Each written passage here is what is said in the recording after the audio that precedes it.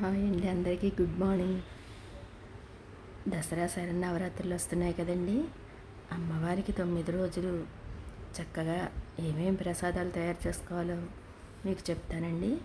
మొదటి రోజు చక్కగా కట్టె పొంగల్ నైవేద్యం సమర్పించుకోవాలండి. అలాగే రెండవ రోజు పులిహారని అమ్మవారికి నైవేద్యంగా సమర్పించుకోవాలి. మూడవ రోజు వడల నైవేద్యంగా సమర్పించుకోవాలి. నాలుగవ రోజు పాయసాన్ని నైవేద్యంగా సమర్పించుకోవాలి. ఐదవ రోజు దద్దోజనాన్ని ఆ అమ్మవారికి నైవేద్యంగా సమర్పించుకోవాలి. ఆరవ రోజు కేసరి నైవేద్యాన్ని మనం ఆ అమ్మవారికి నైవేద్యం సమర్పించుకోవాలి.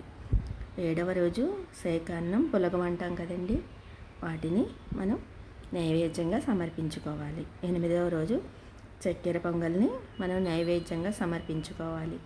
9వ రోజు భక్షాలు, అలాగే బెల్లం అన్నం, శనగలు, పానకం, వడపప్పు, బూరెల్ని మనం ఆ అమ్మవారికి సమర్పించుకుని చక్కగా కుంకుమార్చన కుదిరితే 2 పూట్లా చేసుకోవచ్చు, లేదా మనం సాయంత్రం సమయంలో చేసుకుంటే ఎంతో మంచిదండి. అందుకే శరన్నవరాత్రులు అంటారు కదండి. ఈ శరన్నవరాత్రుల్లో అందరూ చక్కగా ఆ అమ్మవారిని పూజించుకుని ఆ తల్లి కరుణా కటాక్షాలు పొందుతారని నేను ఆశిస్తున్నానండి. ఆ తల్లి చల్లని చూపులు మన అందరిపైన ఎల్లవేళలా ఉండాలని కోరుకుంటూ, ఈ వీడియో కనుక నచ్చితే లైక్, షేర్, కామెంట్ మాత్రం మర్చిపోవద్దు.